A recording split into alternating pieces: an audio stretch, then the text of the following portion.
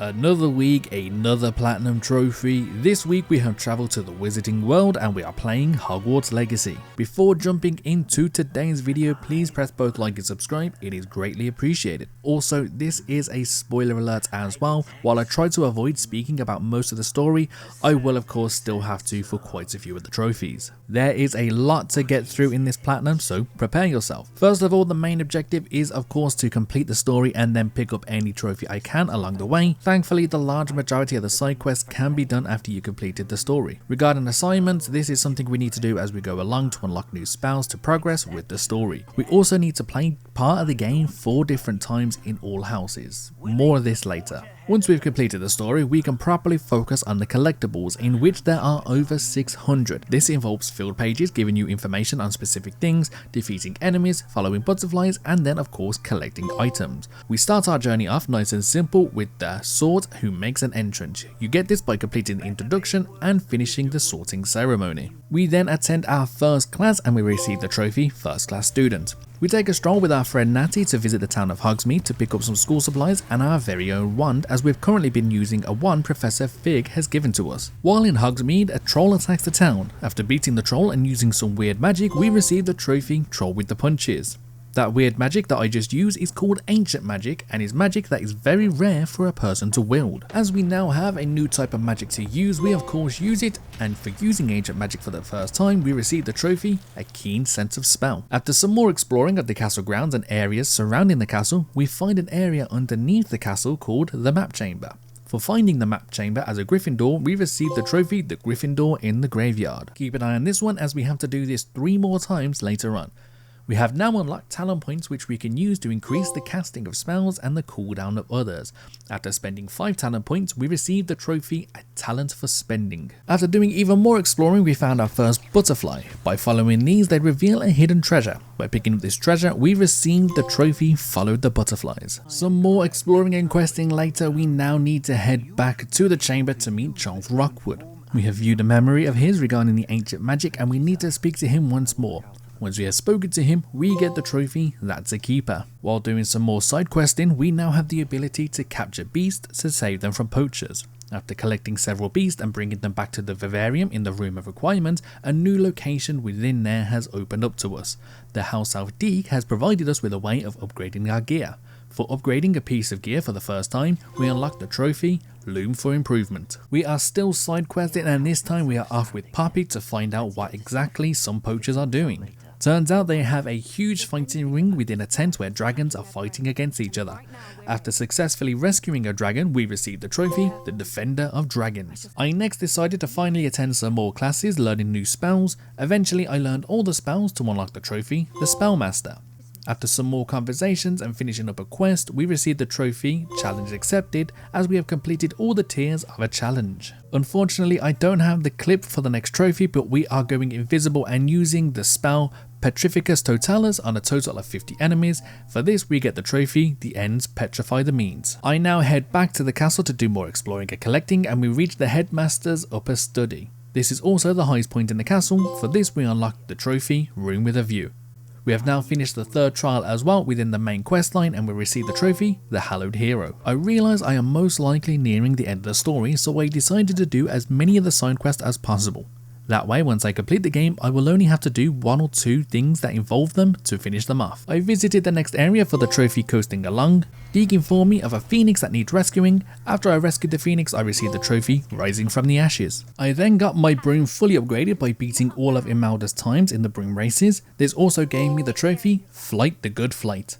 Then I did my favourite trophy of the game, which is called Spilled Milk. For this trophy you need to use the move Flipendo 10 times to tip 1 cow or several. The next trophy was a little tough. We need to reach a combo of 100. I got close several times, reaching both 93 and 97, but thankfully I got 100 on this troll for the trophy Raising Expectations. For some reason the next 2 trophies are given to us in what I believe is the wrong order. After viewing the pensive memory, we received the trophy The One Who Mastered Memories. After speaking with the 4 keepers, we received the trophy Grappling with the Graphhorn.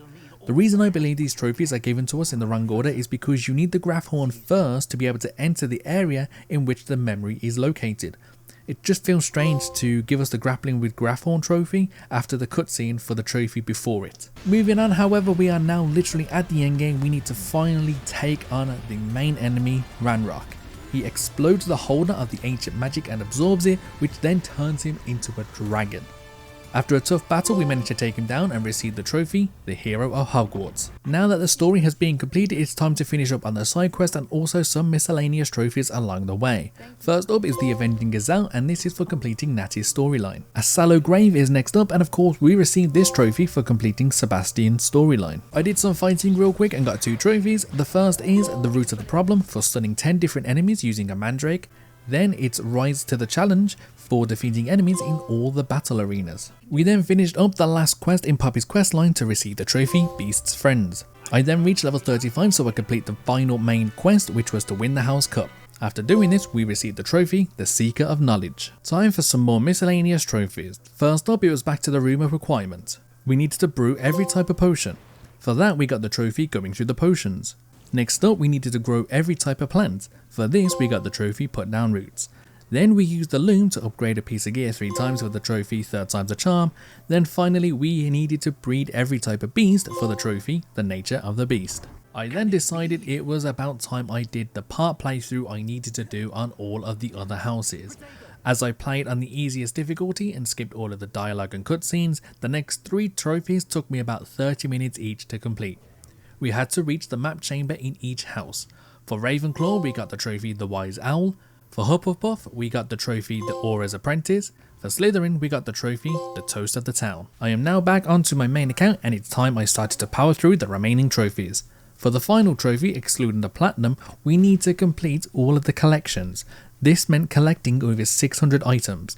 Thankfully, everything I had done up to this point got me around 470, but that still meant I had over 100 to go. I decided it would be best to go through each area on the map and collect everything working from the top to the bottom. First up, we went and explored another dungeon, which was actually a current dungeon for the Intrepid Explorer. I got the trophy The Good Samaritan for completing all of the side quests. I then went to an area to collect chests, but also noticed that there was a demiguise statue within there.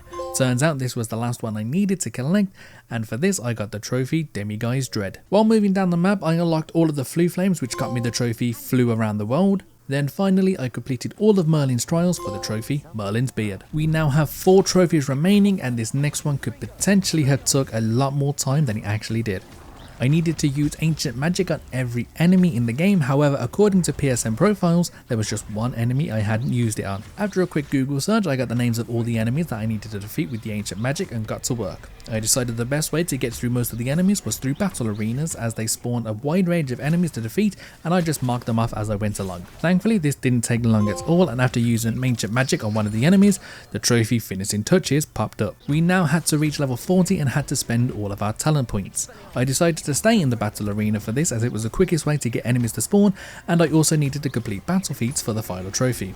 After an hour spent in the battle arenas, I finally reached level 40 for the trophy, a Forte for Achievement. I then quickly spent the last talent point for the trophy, Savvy Spender. We are now down to our last trophy called Collector's Edition. As I stated previously, we needed to collect over 600 items in total for this trophy, and I was down to my last 4.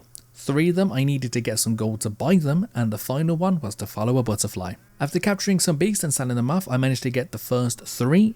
And then finally it was down to following the butterfly, and I ended up having to actually use a guide for this as I could not find this last butterfly at all. After I did find it and followed it to the end, I collected the last chest for 100% and nothing happened. It turns out that this trophy collector's edition is currently bugged. Yes, unfortunately this trophy currently on the PS5 is bugged. However, while I was asleep, because I got the 100% at like 2 o'clock in the morning, but however while I slept a solution had been found, and it required me having to save my game to the cloud, the PlayStation Cloud, then deleting my save file on the console, then deleting my profile on my PS5, re-adding the profile, re-downloading the save file from the cloud, loading up the game, and then waiting about 30 seconds to a minute. And then after all of this, it actually worked. We received the Collector's Edition trophy, and of course the Platinum trophy itself, Trophy Triumph. Hopefully I didn't spoil this game for anybody. Hopefully I tried to keep as much of the story related stuff down to a minimum and only what you needed to know. But if anybody is actually on the fence about buying this game, get it. Honestly, it's only February and personally it's already a contender for me for Game of the Year. It is absolutely fantastic. I did the trophy in a little under 50 hours. However, I did power through the game, and also I don't believe the in-game time is correct, because while it says 50 hours, I'm pretty sure I spent close to 60 to 70. It honestly is a fantastic game. It's such a great experience, and being able to travel around this world is an experience I will never forget.